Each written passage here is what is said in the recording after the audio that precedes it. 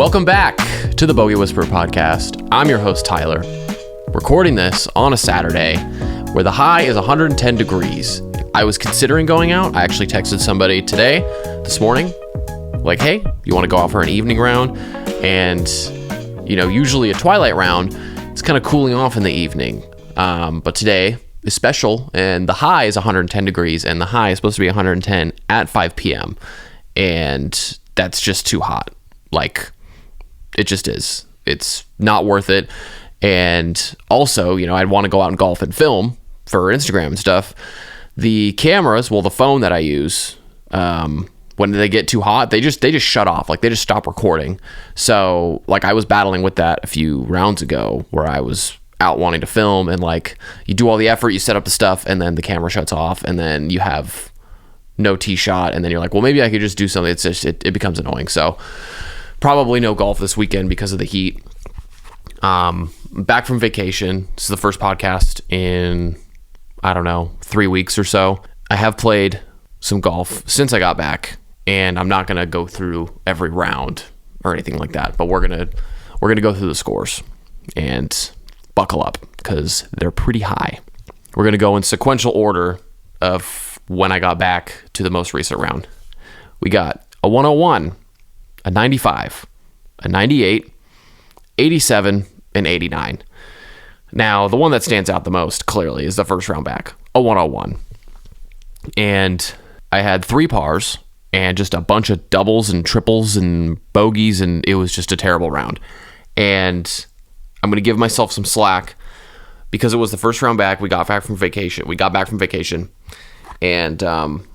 we literally got back the day before I played, and we were jet lagged. We didn't get home till 11:30.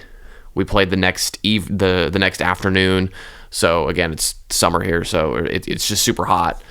And I worked out that morning, and it was just a bad day. I was feeling really tired, and I got super cranky. I was miserable to be around because I took a quadruple bogey or something on a par 4 or a triple on a par 5, and was just not in the best headspace. So that was a really bad round.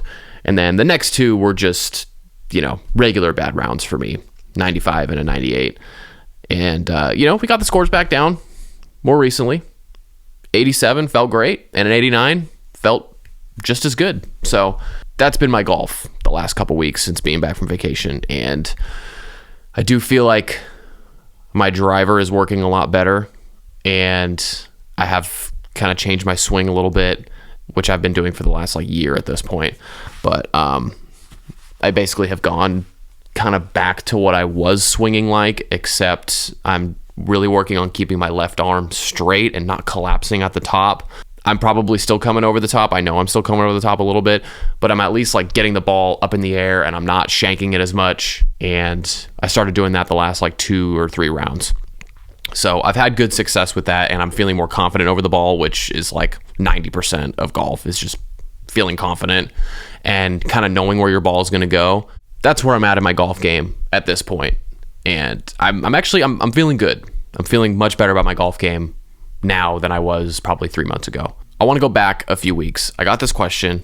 It just straight up said, how to break 90, which is a perfect question for me because I've basically built this brand, or I identify as a person that should be able to go out and break 90, but I'm also not going to break 80 anytime soon. And breaking 90 it's a really solid number for me in my head. If I shoot even a 92, I feel so bad if I shoot a 92 as opposed to just an 89, which in hindsight is not that big of a deal.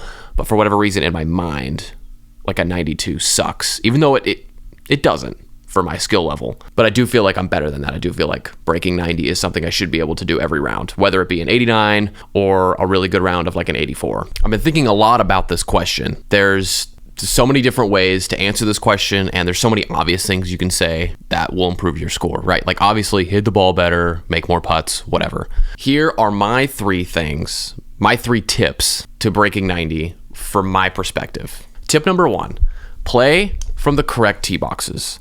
I mean, if you're playing anything but the blues and you can't break 90, I don't know what you're trying to do. play from the correct tee boxes. Play from the whites or play from the blues. Like, I pretty much only play from the whites because at this point in my game, I am just trying to break 90.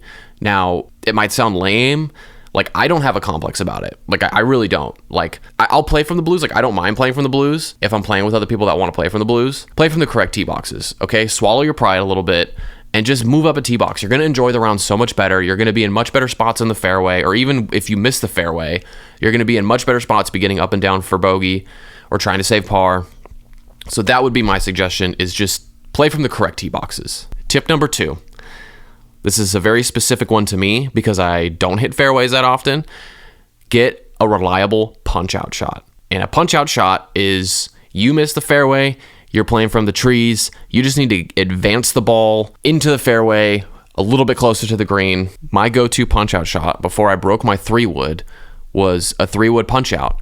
And I would literally get my 3-wood and I would just swing it like a putter. Just like get the ball rolling, get it rolling over the bark, rolling over the dirt, the rough grass, like whatever it is, right? And obviously you have to have the right lie to do that. You can't be in thick grass and do a 3-wood punch-out. But having a very reliable go-to punch-out shot in general will save you strokes, because you're not thinking like, oh, well, do I take my 4-iron and play it back in my stance, or like, oh, well, you know, if I hit my 8-iron like this, like just get the ball rolling. Don't mess with the trees. Don't try and get cute. Just punch it out. Like, having that shot in your bag that you can rely on, because again, if you're trying to break 90, you're probably not hitting a ton of fairways. Again, like me, like I don't hit a ton of fairways. Number 3 is probably the most obvious, and it's something that I have seen a ton of success in. It's get better at chipping and putting. I cannot tell you how much my chipping has saved my game.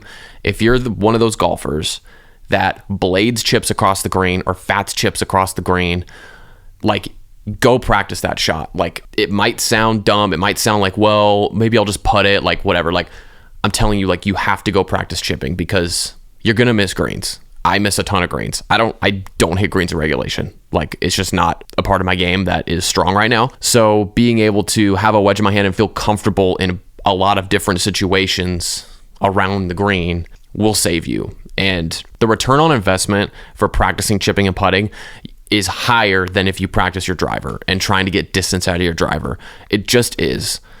There's just, if you're playing a 20 to 30 yard slice and you want to straighten that out, straightening that out on the range and converting that to the course is, in my opinion, going to take much longer and is not going to give you the results and the scores that you want.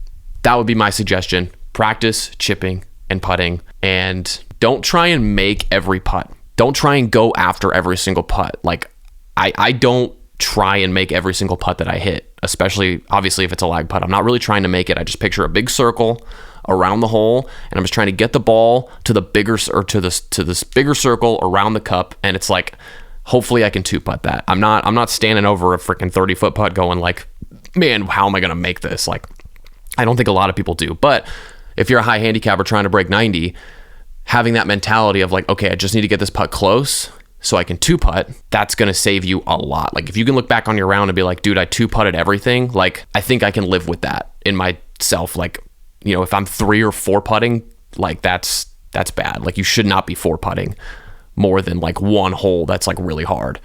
Minimize the 3 putts, get better at chipping and putting. That's my suggestion to break 90. Before we wrap this up, please go check out the video I did with John, the 2-man scramble. It's on my YouTube channel. It was so fun to film. There's so many funny moments. It was kind of a last minute thing. Like, I brought the stuff to record. We just happened to be in a spot where we were like, hey, let's just record a scramble on the back 9 when we were playing. And genuinely, I feel like it's the funnest video on my YouTube channel right now. Like, I had so much fun filming it. Definitely go check that out, and be on the lookout for hopefully more videos soon. There's a better camera in my future that I just do not have access to yet.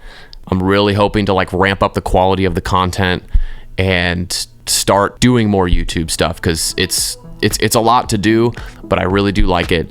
So definitely go check that out, subscribe, whatever you got to do. And remember, golf is hard.